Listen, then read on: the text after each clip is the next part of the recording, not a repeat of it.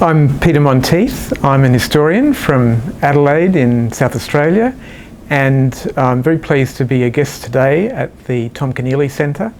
And I've been asked to say a few words about this. This is my most recent book. It's called Escape Artist, and it's an adventure story, I think is the best way to describe it. It's a book about a guy called Johnny Peck, and he was a POW in the Second World War.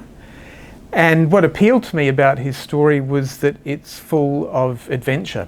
So I knew that there was a story there to tell, and the task for me was to tell it as compellingly as I could. I came across the story of Johnny Peck some years ago when I wrote a book about POWs in the Second World War, about POWs in Europe. And in that book I spent about 3 pages writing about Johnny Peck. And I thought at the time that I could do much more with it. I knew that he had left his papers to the Australian War Memorial, and I used those papers along with a number of other sources to write the story. Sadly, I couldn't interview him because he died in 2002. Apart from reading those sources that I could find, I decided also to go to the places where he spent much of his Second World War. So I went with my partner Catherine to Crete because Johnny Peck spent about a year in Crete, and I spent some time with Catherine also in northern Italy because Johnny Peck was on the run for some time in northern Italy. So I was attracted to what was an adventure story with a number of twists, clearly with a number of escapes, as the title suggests. Escapes from POW camps, escape from civilian camps, escapes also from very dangerous military situations. And I was attracted also to the figure of Johnny Peck because I thought there was much that was admirable about him.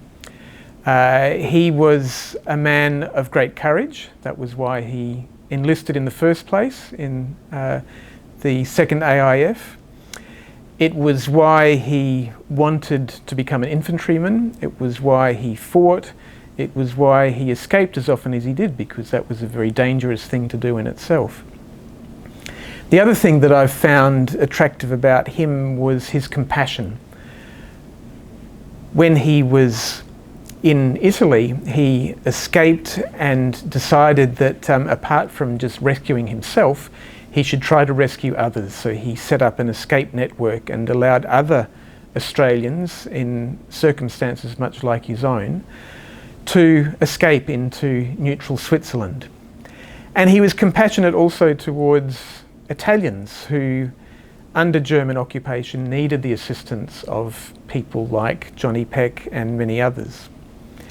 And I also liked the elements of the story which showed the compassion of people who had dealings with Johnny Peck, the people of Crete who supported him when he was on the run, and those Italians who, at great risk to their own lives, decided to support prisoners of war on the run, again at massive risk to their lives.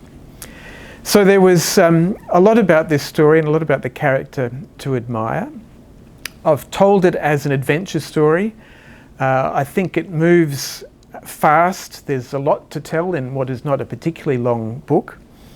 I like the story as a very individual story of a very particular man with a particular story, but I also recommend it as a representative story which tells a lot about the experiences of Australians more generally in the Second World War. So I recommend it to you. I would hope that if you were to read the book, you would not only be entertained by a story of so many escapes, by a story of a very admirable individual, but I'd also hope that it would be possible through reading the book to learn a lot about Australian history. If I were to give a tip to young writers writing this kind of work, then I think it would be above all to stick with it. This is a book that had its origins many years ago, perhaps 10 years ago, And I worked and worked on it. I stuck with it until I knew that I had enough. When I had enough, then I committed to paper. At some point you have to say, enough is enough, now is the time to write. Now it's written, now it's published, and I recommend it to you.